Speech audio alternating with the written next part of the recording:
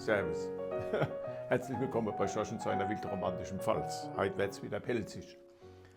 Ich sitze hier im Freiherrenhäusl und esse ein Brezel und habe Schneckennudeln und ein Gläschen Wein bei mir und habe mir ein paar Wörter aufgeschrieben auf Pelzig, die ich gern euch jetzt geben tät.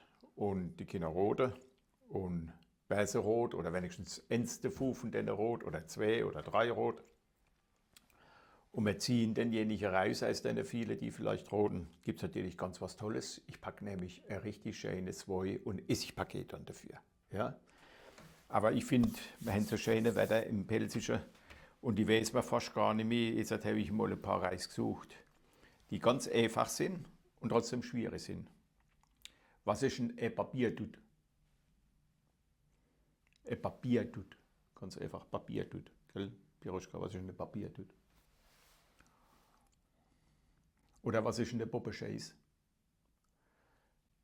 Poppenscheiß ist ganz was Schönes. Oder was ist ein Kohleofendiele?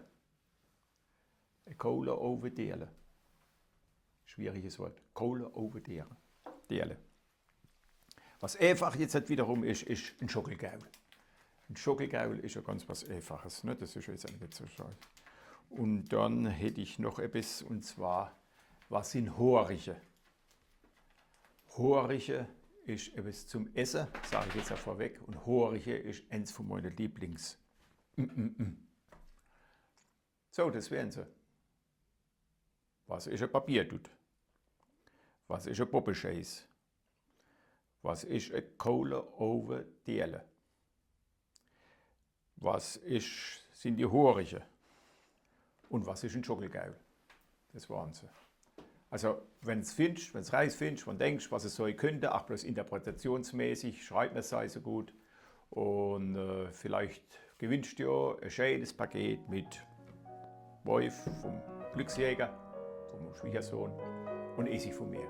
Ne? Alles Gute, bis zum nächsten Mal, Schorsch und seine wildromantische Pfalz. Servus. Servus.